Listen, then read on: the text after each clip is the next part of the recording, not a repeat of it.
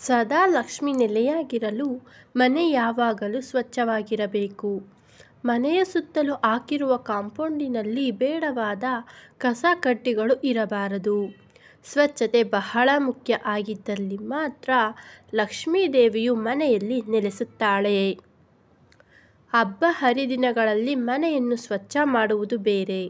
ಆದರೆ ದಿನನಿತ್ಯ ಮನೆಯನ್ನು ಸ್ವಚ್ಛ ಮಾಡುವಾಗ ಯಾವಾಗಲೋ ಒಮ್ಮೆ ಸ್ವಚ್ಛ ಮಾಡುವ ಬದಲು ಆಗಾಗ ಸ್ವಲ್ಪವೇ ಮಾಡುವುದರಿಂದ ಸುಲಭವಾಗುತ್ತದೆ. ಮನೆಯ ಗೇಟು ಮತ್ತು ಮುಖ್ಯ ದ್ವಾರದ ಬಾಗಿಲು ಯಾವುದೇ ರೀತಿಯ ಕೆಟ್ಟ ಶಬ್ದ ಬರದ ಹಾಗೆ ಇರುವಂತೆ ಎಚ್ಚರ ವಹಿಸಿ. ಮನೆಯ ಒಳಗೆ ಬರುವಾಗ ಬಾಗಿಲಿನಲ್ಲಿ ಪಾದರಕ್ಷೆಗಳು ಕಾಣದಂತೆ ಇಡಬೇಕು. ಹೊಸ್ತಿಲಿಗೆ ಯಾವಾಗಲೂ ರಂಗೋಲಿ ಹಾಕಿ ಅರಿಶಿನ ಕುಂಕುಮವನ್ನು ಇಡಬೇಕು. ತಳಿರು ತೋರಣಗಳಿಂದ ಅಲಂಕರಿಸಲ್ಪಟ್ಟ ಮನೆಯನ್ನು ಲಕ್ಷ್ಮೀ ದೇವಿಯು ತುಂಬ ಇಷ್ಟಪಡುತ್ತಾಳೆ. ಸಾಮಾನ್ಯವಾಗಿ ಎಲ್ಲರ ಮನೆಯಲ್ಲೂ ತುಳಸಿ ಗಿಡ ಇಡುವ ಪದ್ಧತಿ ಇದೆ. ತುಳಸಿ ಕಟ್ಟೆಯ ಮುಂದೆ ಪ್ರತಿದಿನ ರಂಗೋಲಿಯನ್ನು ಹಾಕಬೇಕು.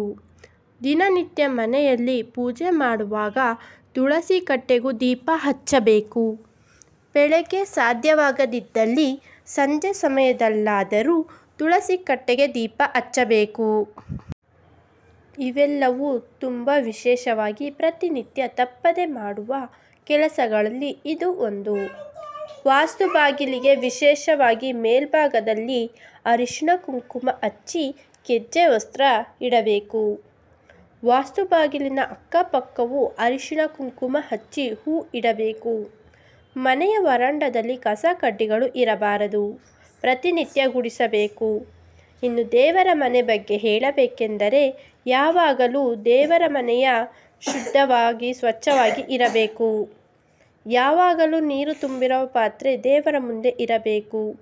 ದೇವರ ಮನೆಯಲ್ಲಿ ಶಂಕು ಗಂಟೆ ಇರಬೇಕು. ದೀಪ ಯಾವಾಗಲೂ ಉರಿಯುತ್ತಲೇ ಇರಬೇಕು. ಎಡಭಾಗದಲ್ಲಿ ತೈಲ ಅಥವಾ ಎಣ್ಣೆ ದೀಪ ಇರಬೇಕು. ಬಲಭಾಗದಲ್ಲಿ ತುಪ್ಪದ ದೀಪ ಇರಬೇಕು.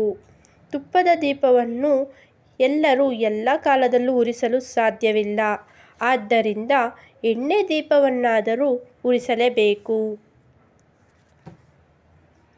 ಮಲಗುವ ಕೋಣೆಯಲ್ಲಿ ಮಲಗಲು ಪ್ರತಿನಿತ್ಯ ಬಳಸುವ ಹಾಸಿಗೆಯನ್ನು ಎತ್ತಿ ಇಡಬೇಕು. ಒಂದು ವೇಳೆ ಮಂಚವನ್ನು ಬಳಸುತ್ತಿದ್ದರೆ ಮಂಚದ ಮೇಲೆ ಒಂದು ಹೊದಿಕೆಯನ್ನು ಸುಕ್ಕಾಗದಂತೆ ಹಾಕಿರಬೇಕು. ಗೋಡೆಗೆ ಹೆಚ್ಚು ಮೊಳೆಗಳನ್ನು ಹೊಡೆದು ಫೋಟೋಗಳನ್ನು ಹಾಕುವುದು ಶೋಭೆಯಲ್ಲ. ಮನೆಯಲ್ಲಿ ಯಾವಾಗಲೂ ಹರಿದ ಬಟ್ಟೆ, ಸುಟ್ಟಿರುವ ಬಟ್ಟೆಯನ್ನು ಇಟ್ಟುಕೊಳ್ಳಬಾರದು. ಇವುಗಳ ಜೊತೆಯಲ್ಲಿ ಪಾದರಕ್ಷೆಯನ್ನು ಒಂದು ಮೂಲೆಯಲ್ಲಿ ಇಟ್ಟುಕೊಳ್ಳುವ ಪದ್ಧತಿಯನ್ನು ರೂಢಿಯಲ್ಲಿರಿಸಿಕೊಳ್ಳಬೇಕು. ಹಾಗೆಯೇ ಪ್ರತಿನಿತ್ಯ ಪಾದರಕ್ಷೆಗಳನ್ನು ಜೋಡಿಯಾಗಿ ಅದೇ ಸ್ಥಳದಲ್ಲಿ ಇರಿಸುವುದು ಉತ್ತಮ. ಕಸವನ್ನು ಗುಡಿಸುವ ಪೊರಕೆ ಎಲ್ಲೆಂದರಲ್ಲಿ ಇಡಬಾರದು. ಪೊರಕೆಗೂ ಕೂಡ ನಿರ್ದಿಷ್ಟವಾದ ಸ್ಥಳವನ್ನು ರೂಢಿಯಲ್ಲಿಟ್ಟು ಅದೇ ಜಾಗದಲ್ಲಿ ಇಡುವುದು ಉತ್ತಮ. ಎಲ್ಲ ದೇವರ ಫೋಟೋ ಅಥವಾ ವಿಗ್ರಹಗಳನ್ನು ಇಡುವುದು ಒಳ್ಳೆಯದಲ್ಲ. ಎಲ್ಲ ದೇವರಿಗೂ ಅವರದ್ದೇ ಆದ ಪೂಜೆ ಪುನಸ್ಕಾರಗಳಿವೆ, ನೈವೇದ್ಯಗಳಿವೆ. ಆದ್ದರಿಂದ ಮನೆ ದೇವರ ಫೋಟೋ, ಕುಟುಂಬ ಮನೆಯವರ ರಕ್ಷಣೆಗಾಗಿ ಆಂಜನೇಯ ಸ್ವಾಮಿಯ ಫೋಟೋ ಅಥವಾ ಲಕ್ಷ್ಮೀ ವೆಂಕಟೇಶ್ವರ ಸ್ವಾಮಿಯ ಫೋಟೋ ಇತ್ಯಾದಿ ಫೋಟೋಗಳನ್ನು ಹಾಕಿ ಮನೆಯ ತುಂಬ ಎಲ್ಲ ದೇವರ ಫೋಟೋ ಮತ್ತು ವಿಗ್ರಹಗಳನ್ನು ಇಡುವುದು ಕೂಡ ಒಳ್ಳೆಯದಲ್ಲ. ಗತಿಸಿ ಹೋದವರ ಫೋಟೋವನ್ನು ಪಶ್ಚಿಮ ದಿಕ್ಕಿನಲ್ಲಿ ಹಾಕಿ ಪೂರ್ವ ದಿಕ್ಕಿನಲ್ಲಿ ನೋಡುವುದರಿಂದ ಪಿತೃದೇವತೆಗಳಿಗೆ ಸಾಕಷ್ಟು ನೆಮ್ಮದಿ ಇರುತ್ತದೆ. ಪಿತೃದೇವತೆಗಳು ಕೂಡ ಕುಟುಂಬದ ಮನೆಯವರ ಬಗ್ಗೆ ಸಂತೃಪ್ತಿ ಆಗುತ್ತಾರೆ. ಇದರಿಂದ ಪಿತೃದೋಷವೂ ಬರುವುದಿಲ್ಲ. ಪಿತೃದೋಷ ಇಲ್ಲದ ಮನೆಯಲ್ಲಿ ಲಕ್ಷ್ಮಿ ಸದಾ ನೆಲೆಸುತ್ತಾಳೆ ಎನ್ನುತ್ತಾರೆ. ನಾವು ಮಾಡುವ ಸಣ್ಣ ಪುಟ್ಟ ಕೆಲಸಗಳೂ ಕೂಡ ಯಾವುದೇ ತೊಂದರೆಯಾಗದಂತೆ ಮಾಡುತ್ತದೆ. ಅಂದರೆ ನಾವು ಅಡುಗೆ ಮಾಡುವಾಗ ನಾವು ಒಲೆಯ ಮೇಲೆ ಏನನ್ನಾದರೂ ಕುದಿಸಲು ಇಟ್ಟಾಗ ಅದು ಉಕ್ಕಿ ಚೆಲ್ಲಿದರೂ ಕೂಡ ಅನಿಷ್ಟವೆಂದು ಹೇಳಲಾಗುತ್ತದೆ. ಹಾಗಾಗಿ ಸಾಧ್ಯವಾದಷ್ಟು ಈ ರೀತಿ ಆಗದಂತೆ ನೋಡಿಕೊಳ್ಳಬೇಕು. ಅಡುಗೆ ಮನೆಯಲ್ಲಿರುವ ಪಾತ್ರೆಗಳು ಶುದ್ಧವಾಗಿರಬೇಕು. ಮನೆಯಲ್ಲಿ ತಿಜೋರಿ ಅಥವಾ ದುಡ್ಡು ಇರೋ ಜಾಗವು ಸ್ವಲ್ಪ ಕತ್ತಲೆಯಾಗಿ ಇರಬೇಕು. ಬೆಳಕಿನಲ್ಲಿ ಇರಬಾರದು.